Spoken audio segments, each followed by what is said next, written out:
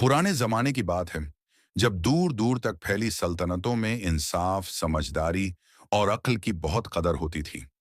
उसी दौर में एक ताकतवर बादशाह रहता था, जो हर नए हालात में लोगों की नीयत, समझ और सच्चाई को परखने के लिए अलग अलग तरीके अपनाता था।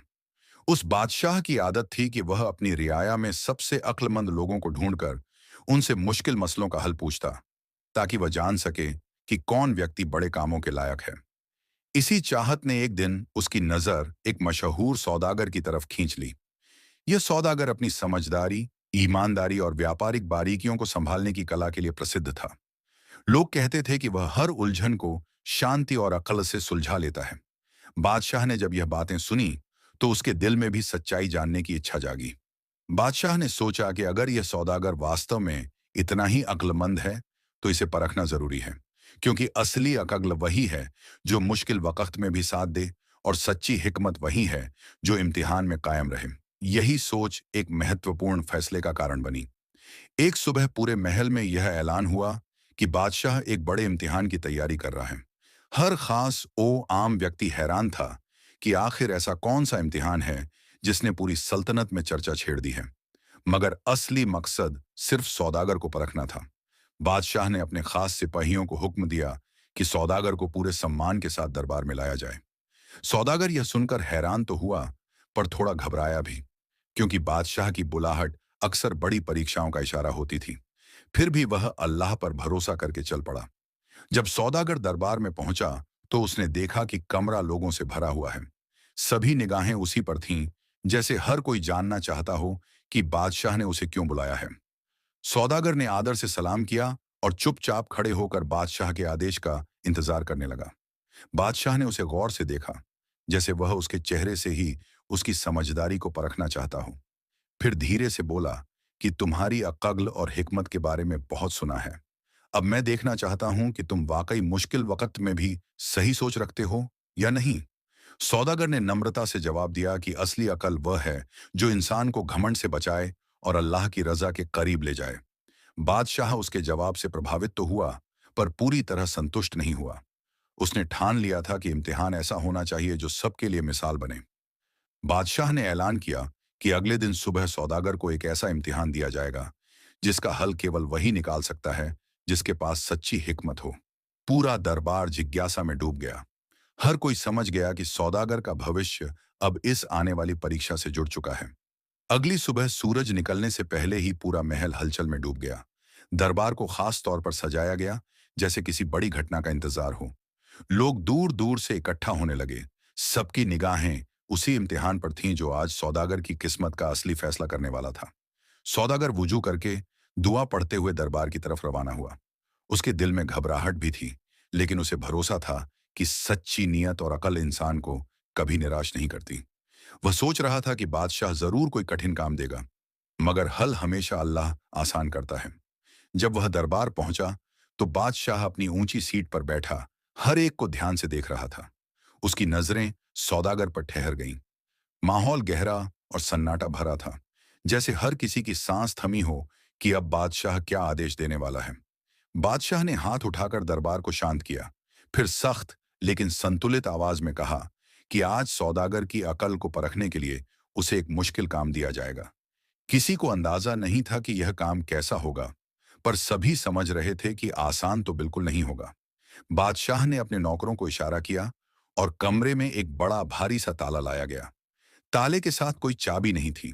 ताला बेहद पुराना और अजीब आकार का था, जैसे इसे किसी खास मकसद के लिए बनाया गया हो। लोग आपस में फुसफुसाने लगे कि यह किस लिए लाया गया है।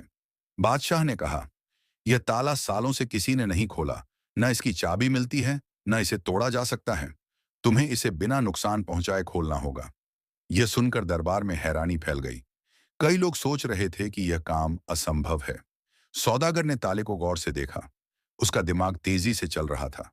उसने ताले को पलटकर उसके छोटे छोटे निशान और जंग लगे हिस्सों को ध्यान से छुआ। वह हर कोने को समझना चाहता था, ताकि पता लगा सके कि इसका राज आखिर छिपा कहाँ है। लोग सांसें रोककर उसके हर कदम को देख रहे थे। बादशाह भी ध्यान से हर हरकत को परख रहा था।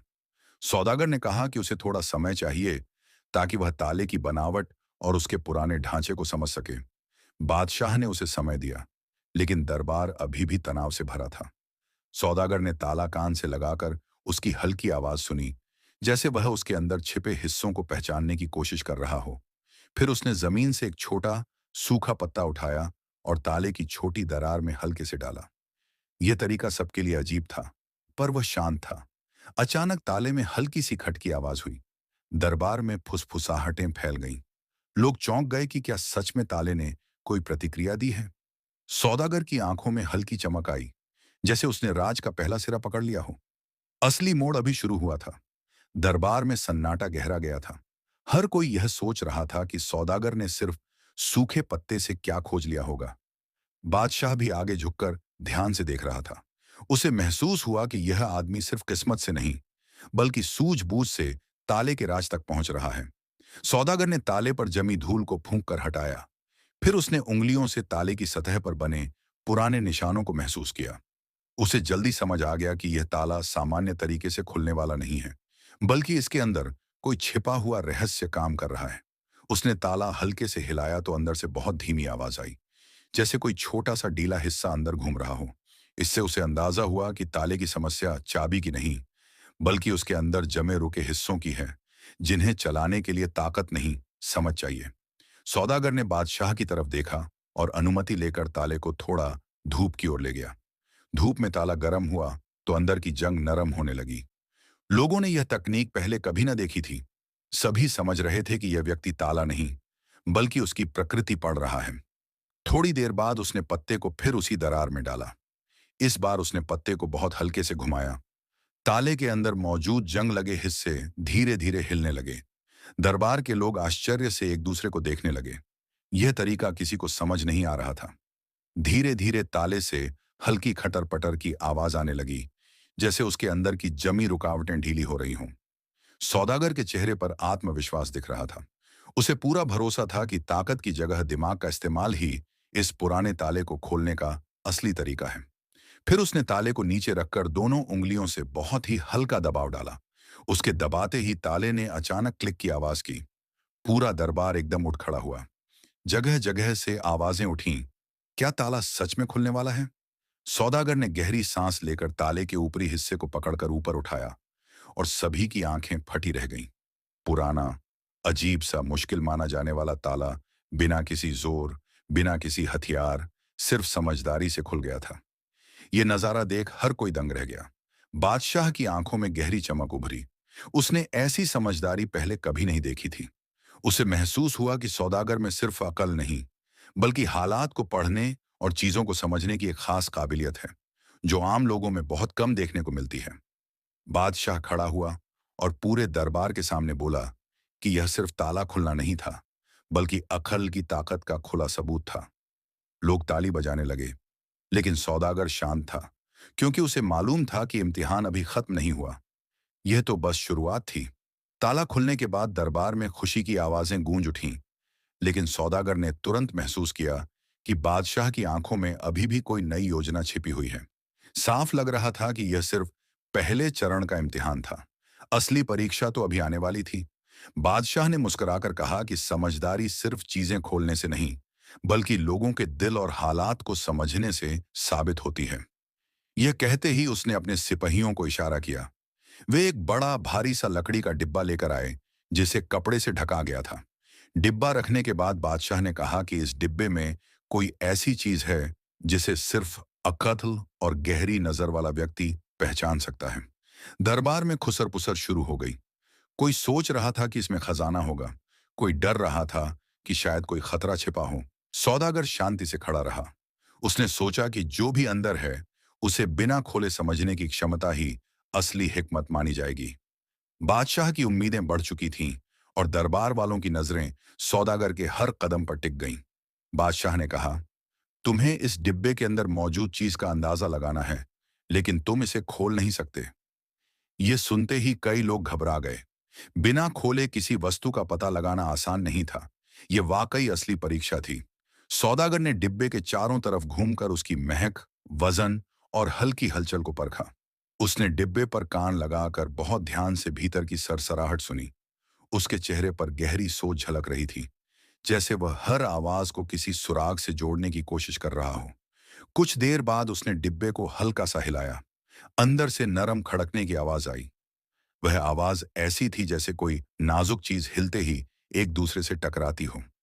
लोगों ने सोचा कि शायद कोई कीमती सामान रखा है, लेकिन सौदागर की आंखों में किसी और तरह की समझ चमक उठी। उसने दरबार के सामने कहा कि इस डिब्बे में कोई ऐसी चीज है जो हल्की भी है और जिंदा भी। ये सुनते ही सब चौंक गए। कोई सोच भी नहीं सकता था कि वह बिना खोले यह अंदाजा लगा सकेगा। बादशाह ने गौर से उसकी ओर देखा, जैसे वह उसके दिल की गहराई पढ़ना चाहता हो। सौदागर ने आगे कहा कि अंदर शायद छोटा सा पक्षी है जो घबराहट में हल्की हल्की आवाज कर रहा है। पूरे दरबार में सन्नाटा छा गया। बादशाह की आंखें फैल गईं। यह जवाब सिर्फ समझदारी नहीं, बल्कि दिल और प्रकृति को पहचानने की ताकत का सबूत था। बादशाह ने अपने नौकर को इशारा किया। कपड़ा हटाते ही सच सामने आ गया। डिब्बे में सचमुच एक छोटा, मासूम सा पक्षी था।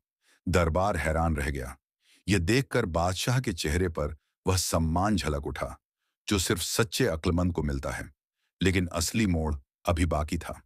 डिब्बे में पक्षी देखकर पूरा दरबार दंग रह गया।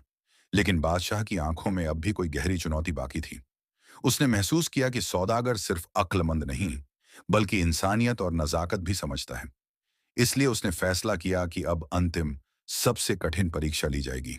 बादशाह ने सिपाही को इशारा किया और उसके हाथ में दो छोटे कागज दिए। दोनों कागज बिल्कुल एक जैसे दिख रहे थे। बादशाह ने कहा कि इन दोनों में से एक पर जिंदगी और दूसरे पर मौत लिखा है, लेकिन सौदागर को चुनना केवल एक ही है। दरबार में हलचल मच गई। लोग डर गए कि यह परीक्षा बहुत खतरनाक है। किसी को अंदाजा नहीं था कि बादशाह इतना कठिन सवाल पूछेगा।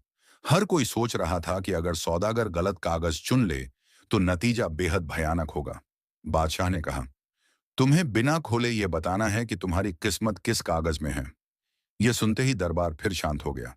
यह परीक्षा अक्ल से ज्यादा हिम्मत, तेज दिमाग और तुरंत फैसला लेने वाली समझ की मांग कर रही थी।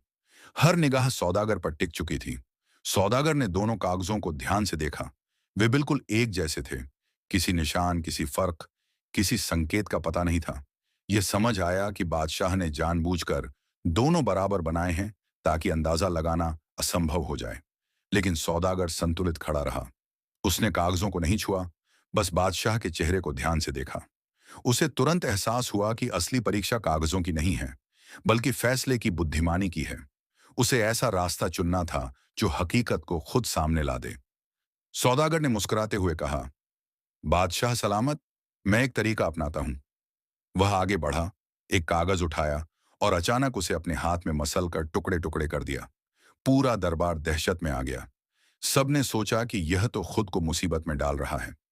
बादशाह खड़ा हो गया और गुस्से में बोला, तुमने अपना फैसला खुद नष्ट कर दिया। अब कैसे पता चलेगा कि तुम्हें क्या मिलना था? यह सवाल हवा में भारी हो गया। लोग सोचने लगे कि शायद सौदागर पहली बार गलती कर बैठा है। सौदागर ने आदर से सिर झुकाते हुए कहा, हुजूर, अब असली कागज तो सिर्फ एक ही बचा है। जो कागज मेरे हाथ में था, वो अगर जिंदगी था तो बचे हुए में मौत होगी, और अगर वो मौत था तो बचे हुए में जिंदगी होगी। फैसला अब खुद ब खुद सामने आ जाएगा। पूरा दरबार स्तब्ध रह गया।